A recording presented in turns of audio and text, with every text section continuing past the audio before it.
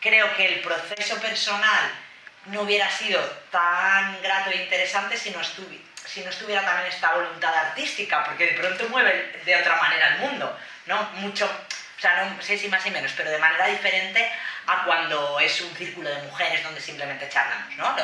O sea, esto tiene un power, o sea, de pronto creo que...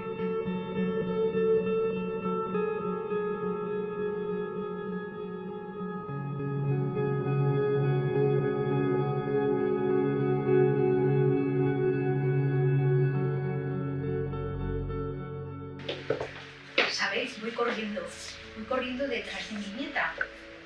Resulta que es muy delgada.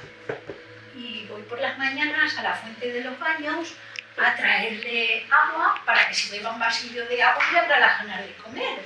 Y entonces ella, si no, vamos... ¡Ay! Es que estoy así porque me dio una pata en la mula. Y entonces cada vez que veo una mula me da miedo. ¡Ay! ¡Ay! Me voy a presentar. Me llamo Patro, tengo 80 años y bueno, 8 hijos, me quedé viuda muy joven. Mi marido era leñador, se fue al monte, le pegó un tronco en la cabeza y se mató. Y yo he tenido que llevar con todos los chiquillos y todo, la verdad es que no sé cómo me puedo hacer. Pero bueno, ahora estoy feliz con mi nieta. Ahora me encargo de criar también a mi nieta, que se llama Carmen, es más bonita. Bueno, nos reímos mucho.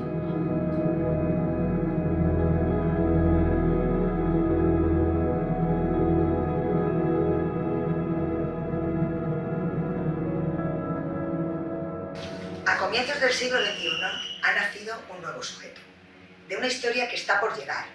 Es la mujer vieja. La mujer vieja pone voz a las preguntas, a las preocupaciones, a los pensamientos de muchas mujeres de su edad. Los medita, los desmenuza y los proyecta en la sociedad. La mujer vieja anuncia una nueva era en el camino, hacia un mundo más equilibrado, más completo. Conoce bien las raíces de este mundo. Sus pies firmes arraigan en él, se expanden, fecundan el horizonte. La mujer vieja es pionera, precursora, creadora de la danza, que nos hará iguales, inventora de futuros, faro en el tránsito de lo posible a lo imprescindible.